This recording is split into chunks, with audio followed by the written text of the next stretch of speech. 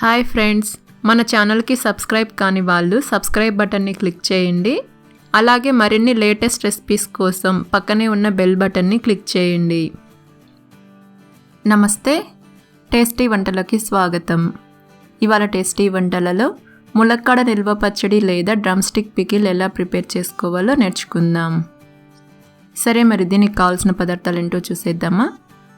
2 ములక్కాడలు, 3 స్పూన్స్ ఆవాలు, 1/2 స్పూన్ మెంతులు, 3 spoons chilli powder, 3 spoons salt, 1 spoon శనగపప్పు, 1 స్పూన్ మినప్పప్పు, 1/2 స్పూన్ జీలకర్ర, 8 లేదా 10 వెల్లుల్లి రెబ్బలు, 3 లేదా 4 ఎండుమిర్చి, 1/2 స్పూన్ ఇంగువ, 1/2 స్పూన్ పసుపు, కరివేపాకు అండ్ 100 గ్రామ్స్ వంట నూనె.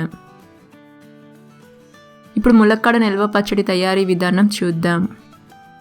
కండ ఎక్కువగా ఉండే లేత ములక్కాడలను తీసుకొని శుభ్రంగా కడిగి తడి లేకుండా తుడిచి ఆరబెట్టుకోవాలి. తర్వాత వీడియోలో చూపిస్తున్న విధంగా 1 ఇంచ్ సైజులో కట్ చేసి పెట్టుకోండి. తర్వాత ఒక గిన్నెలో పెద్ద సైజు లెమన్ అంత చింతపండు తీసుకొని అందులో వేడి నీళ్లు వేసి నానబెట్టుకోవాలి. నానిన తర్వాత చేతితో బాగా పిసికి ఫిల్టర్ని యూజ్ చేసి ఈ విధంగా గుజ్జు తీసి పెట్టుకోవాలి. నేను తీసుకున్న చింతపండు పులుపు ఎక్కువగా ఉంది, అందుకే కొద్దిగా తీసుకున్నాను. మీరు మీ చింతపండు పులుపును బట్టి వేసుకోండి. తర్వాత కడాయిలో ఆవాలు, మెంతులు వేసి లో ఫ్లేమ్లో కలుపుకుంటూ దోరగా వేయించుకోవాలి. ఆవాలు, మెంతులు ఏమాత్రం మాడిపోయినా పికిల్ చేదొస్తుంది. సో లో ఫ్లేమ్లో కంటిన్యూస్గా కలుపుకుంటూ దోరగా వేయించుకోవాలి. అవి వేగినప్పుడు మనకి వాటి నుంచి సువాసన వస్తుంది. అప్పుడు పక్కకు తీసి పెట్టుకోవాలి. చూడండి, చక్కగా వేగాయి. ఇప్పుడు పక్కకు తీసి చల్లారి పెట్టుకోండి. చల్లారిన తర్వాత మిక్సీ జార్లో వేసి మూత పెట్టి వీడియోలో చూపిస్తున్న విధంగా పౌడర్ చేసి పెట్టుకోండి. తర్వాత కడాయిలో ఆయిల్ వేసి వేడి చేసుకోవాలి. ఆయిల్ వేడయ్యాక కట్ చేసుకున్న ములక్కాడలు వేసి లో ఫ్లేమ్లో 5 నిమిషాల పాటు దోరగా వేయించుకోవాలి.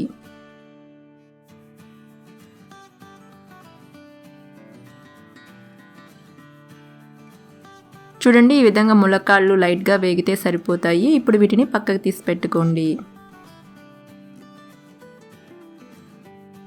తర్వాత అదే ఆయిల్లో ఆవాలు, శనగపప్పు, మినప్పప్పు అలాగే జీలకర్ర వేసి దోరగా వేయించుకోవాలి.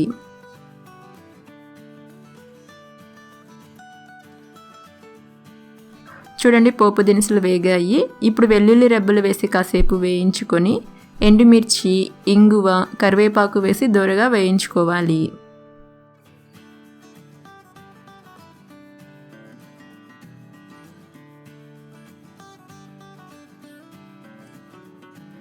తర్వాత చింతపండు గుజ్జు వేసి లో ఫ్లేమ్లో కలుపుకుంటూ 5 నిమిషాల పాటు ఉడికించుకోవాలి.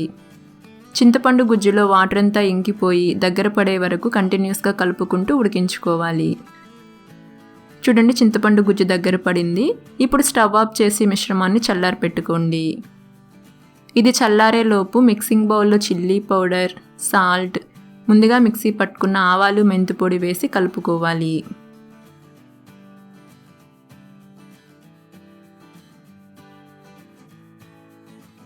తర్వాత అందులో వేయించుకున్న ములక్కాడలు వేసి కలుపుకొని ఉడికించుకున్న పోపుని బౌల్లో వేసుకోవాలి. పోపు చల్లారిన తర్వాత పొడుల్లో వేసి మిక్స్ చేసుకోండి. పోపు వేడిగా ఉన్నప్పుడే వేసామంటే చిల్లీ పౌడర్ కలర్ చేంజ్ అయ్యి పికిల్ రెడ్గా ఉండదు, అలాగే పికిల్ చేదొస్తుంది. ఇప్పుడు అంతా కలిసేలా మిక్స్ చేసుకొని మూత పెట్టి ఒక రోజంతా ఊరపెట్టుకోవాలి.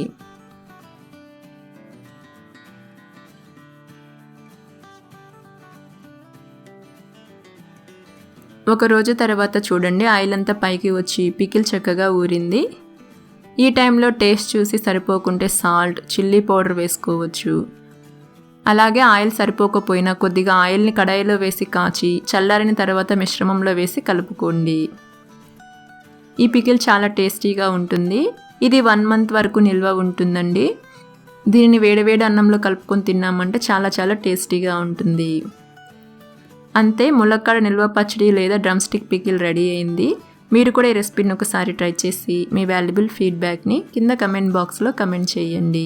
Thank you.